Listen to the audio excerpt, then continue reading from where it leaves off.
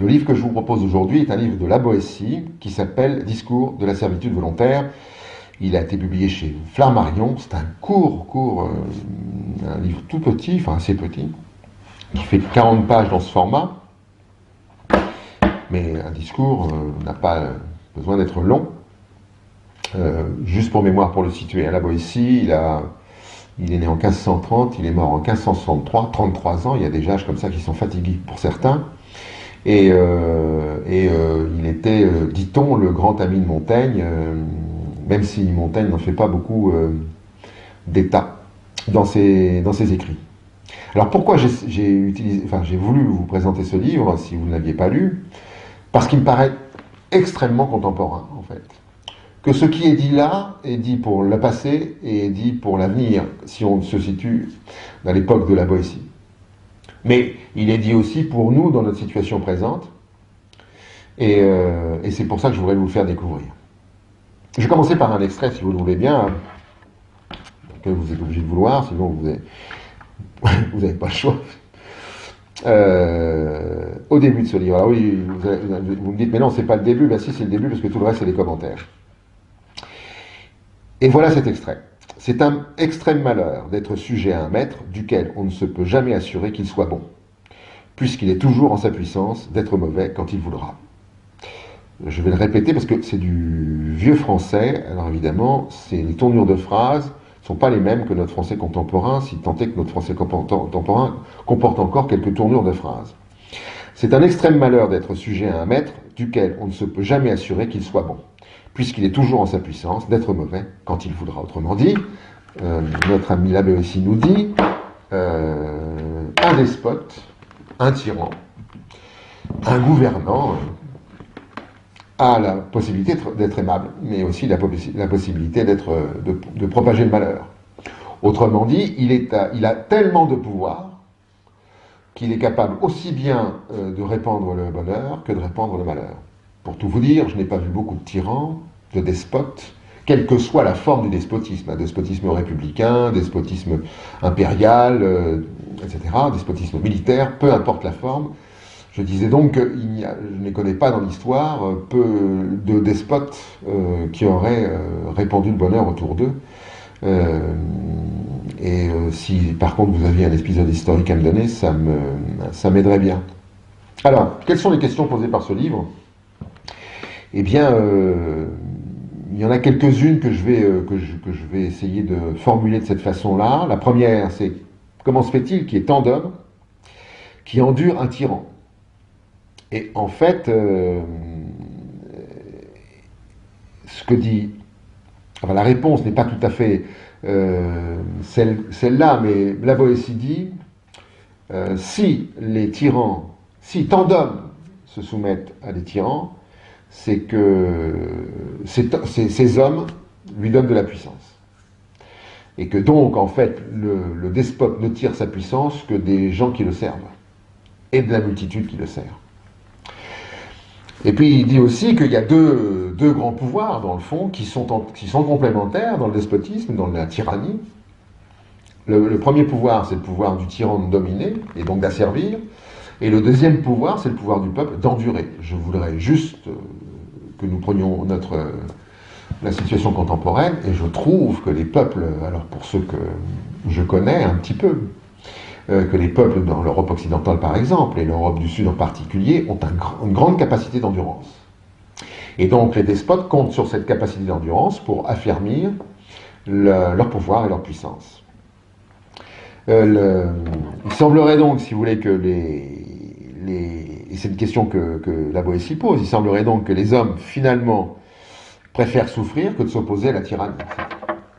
Et qu'ils ont fait le choix de souffrir, que ça leur paraissait moins complexe, c'est pas le bon mot, qui leur paraissait moins difficile de souffrir que de s'opposer à la tyrannie. La remarque que fait La Boétie aussi, c'est que les personnes n'obéissent pas, ils servent, et c'est toute une différence en fait. L'obéissance, elle serait manifeste dans un lieu fermé où la règle est stricte. Par exemple, l'obéissance à l'école. Enfin, il y a longtemps que je n'ai pas été à l'école, pour tout vous dire, mais du temps où j'ai connu ces années-là, il y avait une règle, et puis on y obéissait, c'était de l'obéissance. Et on ne servait pas les maîtres, je parle des maîtres d'école, et on ne servait pas le préfet des études, et on ne servait pas le directeur de l'école, on obéissait à la règle. Dans le despotisme, dit la Boétie, il y a quelque chose de supplémentaire. Non seulement on obéit, mais on sert le tyran. Et alors on verra peut-être tout à l'heure comment.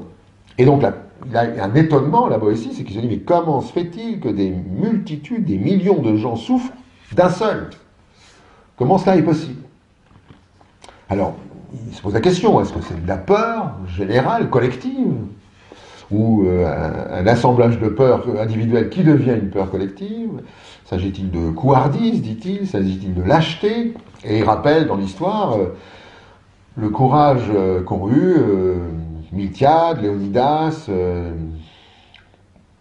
et Thémistocle par exemple, qui ont défendu ce petit pays qui était la Grèce contre des empires, notamment les Perses, bien sûr, l'ennemi héréditaire, je vais dire. Et le constat qu'il fait, c'est qu'il dit que quand il n'y a pas de liberté, il n'y a pas de vaillance dans le cœur, pour reprendre une de ses expressions. En d'autres termes, privés de liberté, nous ne sommes plus vaillants. Donc nous ne sommes pas couards ou lâches par essence. Nous sommes couards et lâches, ou en tous les cas, nous n'avons plus cette vaillance au cœur parce que nous n'avons plus de liberté. Et que même, probablement, l'idée même de liberté nous échappe. Alors il donne quelques recettes quand même. Mais enfin, c'est assez simple de se débarrasser d'un tyran, il suffit de ne plus le servir. Il ne s'agit pas de le combattre, il s'agit de ne plus servir. Donc ça veut dire de ne plus rien lui donner. De ne plus rien lui donner. Alors qu'est-ce que ça pourrait vouloir dire aujourd'hui? Eh bien, si nous voulions abattre les tyrannies industrielles, ou les tyrannies financières, il suffirait de ne plus les servir. Et pour ne plus les servir, il suffirait soit de faire une grève générale, soit de ne plus acheter les produits qu'ils nous vendent, et de trouver des solutions alternatives pour acheter ces mêmes produits. Il ne s'agit pas de ne plus acheter, il s'agit de regarder quels sont les produits qui n'enrichissent pas et qui ne confortent pas la puissance des despotismes. Pour ne plus encourager, solidifier le despotisme ou la tyrannie des institutions dites démocratiques, eh bien, il suffirait de ne plus voter. Pas de vote, pas de légitimité. Je vais vous faire une petite lecture, page 139 de ce livre, juste pour une sorte de synthèse de ce qu'il dit. Soyez résolus de ne servir plus et vous serez libres. En d'autres termes, ne plus servir, donc ne plus aller à la soupe, si je puis dire, qu'on nous sert, eh bien, ça nous libère. Et alors, il dit, bon, bah, ça serait pourtant simple, quoi, ne plus servir et le despotisme s'écroule. Alors pourquoi ne le fait-on pas? Pourquoi continuons-nous à nous asservir, même, ou à rester dans un état de servitude, que la Boétie dit volontaire? Apparemment, c'est volontaire, puisqu'on ne fait rien pour l'éviter. Alors il dit, bah, il y a une chose curieuse, en fait, c'est parce que pourtant la nature ne nous a pas fait comme ça. Alors j'imagine, quand il parle de la nature, il parle j'imagine, de Dieu, mais c'est pas clair. Mais peu importe, il nous a fait plutôt aidants les uns avec les autres, les plus forts aidant les plus faibles. Dans les traditions, dans les vieilles traditions de civilisation, dit la Boétie, il était naturel que les plus forts aident les plus faibles, il était naturel qu'il n'y ait pas de pouvoir qui se fasse le malheur, et il dit la nature nous a tous fait compagnons. Et il dirait donc que le despotisme est contre nature.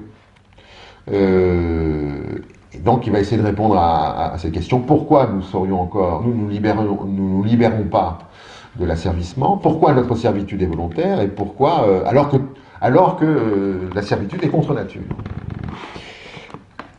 Il décrit trois sortes de tyrans. Le premier tyran la première catégorie serait des tyrans élus, donc très proches de ce que nous connaissons. La deuxième catégorie de tyrans, ce seront des tyrans qui obtiennent le pouvoir par la force, par les armes, coup d'État, Chili, Argentine, etc. Et puis le troisième type de tyrans, ce sont des tyrans qui héritent de leur pouvoir, typiquement les monarchies. Et donc le constat que la Boétie fait, c'est que Toutes les tyrannies ont le même mode de fonctionnement, quel que soit le type de tyrannie qu'il a distingué. Quel que soit le type de tyrannie, elle fonctionne de la même façon et elle perdure de la même façon. Et donc elle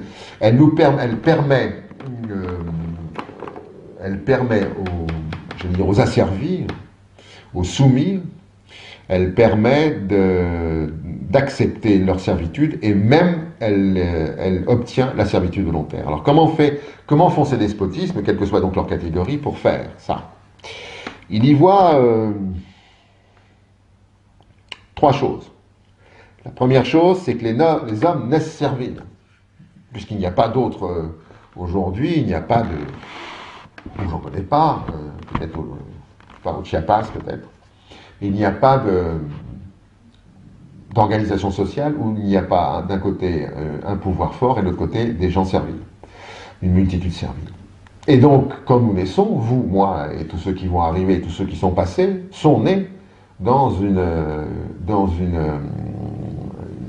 organisation où où ils étaient serviles, pour la majorité d'entre eux.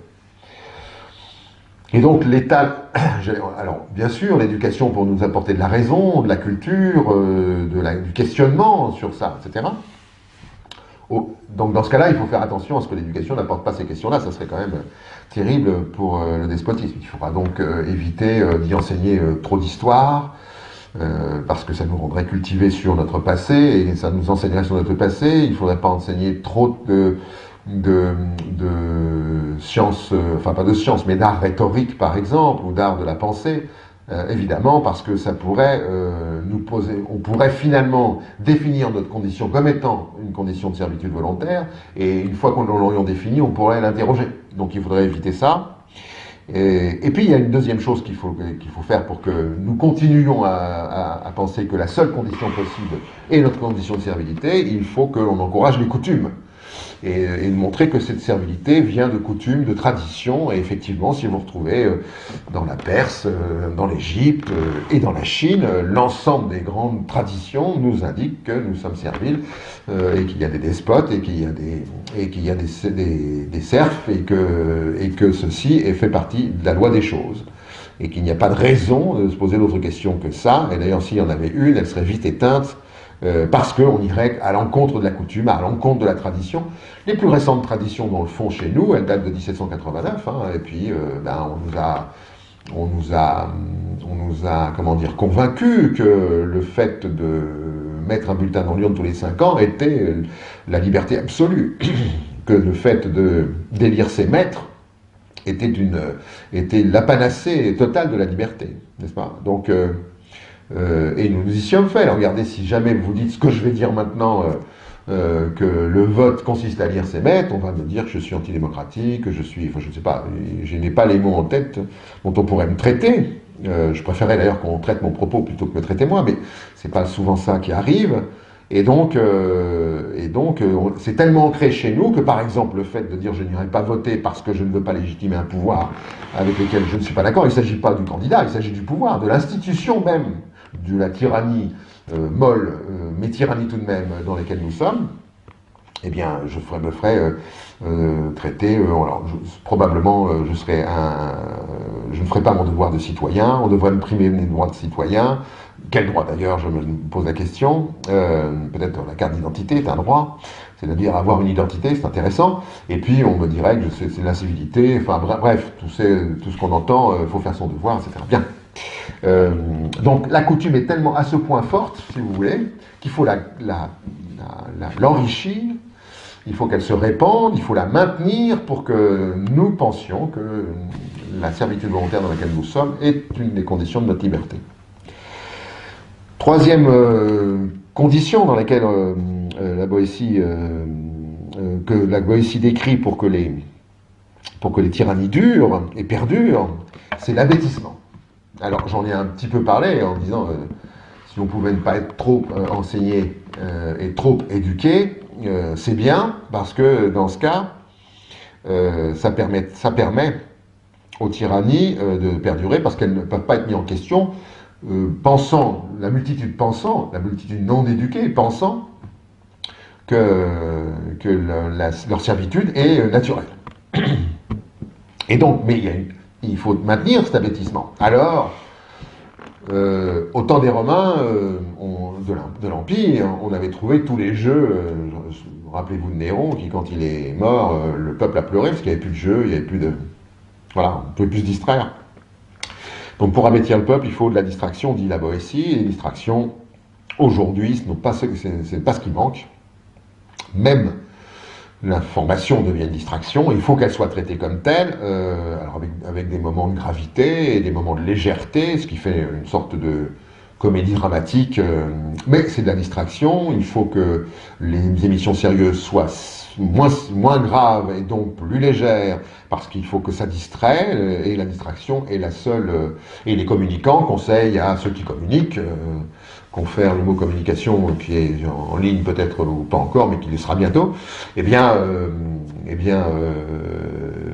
faut distraire, il faut évidemment être sérieux quand il faut être sérieux, il faut être léger quand il faut être léger, donc tout ça fait partie d'un ensemble d'un spectacle permanent, et puis si ça ne suffit pas, et ça ne suffit pas, alors on fera des jeux, alors on fera des coupes du monde de football, des coupes du monde de rugby, des coupes de ceci, des coupes de cela, et puis si ça ne suffit pas, et ça ne suffit pas, alors on tombera si possible dans la vulgarité pour que le vulgus pecum s'y complaise, et donc on fera comment on appelle ça là, des émissions de télévision là, absolument terribles.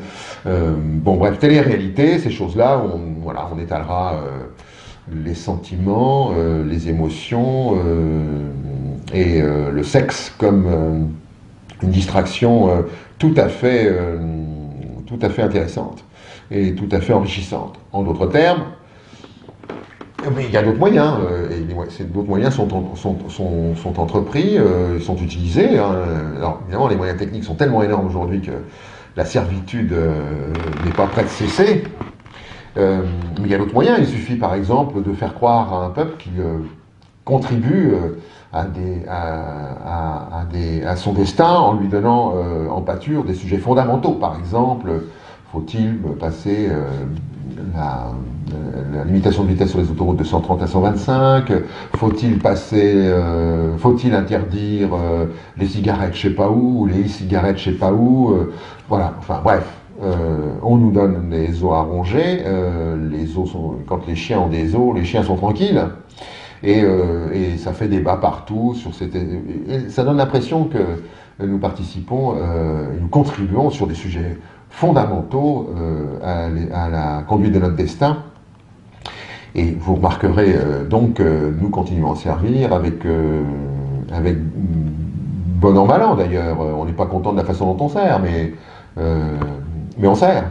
Alors on préférerait, je sais pas, avoir plus de pouvoir d'achat.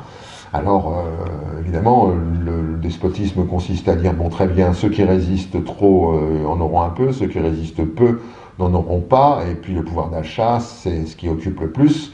Pendant ce temps-là, quand on aura le pouvoir d'achat, quand la satiété sera faite, sera obtenue, alors ils seront tranquilles. Alors évidemment, là encore, vous allez me trouver excessif, mais quand il y a de l'essai, c'est qu'il y a une réalité. Et que si je la décris excessive, il n'empêche que la réalité existe. Donc, réfléchissez, moi j'ai réfléchi à tout ça, je vous engage à y réfléchir aussi, à regarder comment ces systèmes fonctionnent, comment finalement la tyrannie est là, elle est bien là, elle est évidemment pas sur des formes plus acceptables pour les asservis, et bien entendu, il faut qu'elle soit acceptable, parce qu'on a eu quelques traditions, on a été un peu dans la rue pour se retrouver dans finalement une autre servitude, volontaire, toute volontaire, et je crois que c'est ce qui nous est posé. Pourquoi nous le voulons encore? Sachant qu'en lisant la Boétie, ça nous fait découvrir, il y a d'autres livres évidemment, mais lui me paraît majeur dans la compréhension, et ça nous pose la question à nous-mêmes en fait, c'est comment supportons-nous ça? Comment supportons-nous ça? Pourquoi supportons-nous ça? Pourquoi en plus allons-nous servir ça? Et pourquoi le faisons-nous? Alors la Boétie nous donne quelques éléments de réponse, mais les réponses, c'est nous qui devrons les trouver un jour ou l'autre, si nous pensons que la liberté est supérieure à l'asservissement. Voilà pour ce livre. Pour le coup, là, je voudrais bien que vous le lisiez, celui-là. Je trouve que ce serait bien que vous le lisiez, si vous ne l'avez pas lu. Hein. D'abord, pour deux raisons. La première, c'est qu'il y a des mots formidables de vieux français que j'ai découverts, que je connaissais absolument pas. Je ne parle pas vieux français couramment, mais il y a des mots qui sont... Alors, je voudrais vous en prendre un ou deux, parce que c'est quand même formidable, ces mots-là. Douloir, par exemple, le mot douloir, D-O-U-L-O-I-R, ça veut dire éprouver de la douleur. C'est un verbe. Euh, Qu'est-ce qu'il y a d'autre? Il y a un autre mot, enfin j'en ai quelques autres comme ça. J'aurais dû les noter avant, ce qui nous aurait permis de perdre moins de temps. Un guerdon, par exemple, pour guerdon. G-E-R-D-O-N. Un guerdon, c'est une récompense, figurez-vous. Un entretènement, c'est un entretien ou un maintien. C'est pas entertainment, hein, d'accord? Un loyer, par exemple, c'est une contrepartie. Et se reboucher, c'est s'émousser. Se reboucher, c'est s'émousser. Voilà, il y en a plein d'autres. Mais bon. Donc moi, j'ai trouvé ces mots très très amusants. Et à la fois, je les trouve assez précis, en fait. Ils décrivent des choses assez précises. Donc, j'ai trouvé ça plutôt... c'est heureux, quoi, de retrouver ces mots-là comme ça. C'est un vrai bonheur. Voilà. Et puis, la deuxième chose, vous l'avez compris, c'est que ça nous interroge vraiment sur ce que nous sommes dans notre société, dans le fond, et ce que nous voulons qu'elle soit pour nos enfants. Et la question que moi je me suis posée à la fin de la lecture de ce livre, il y a quelque temps déjà, mais que j'ai relu pour vous en parler, c'est mais est-ce que nous allons, nous, faire naître nos enfants avec l'idée qu'ils doivent continuer notre condition de servitude volontaire? Voilà, merci pour votre attention. J'espère à une prochaine fois.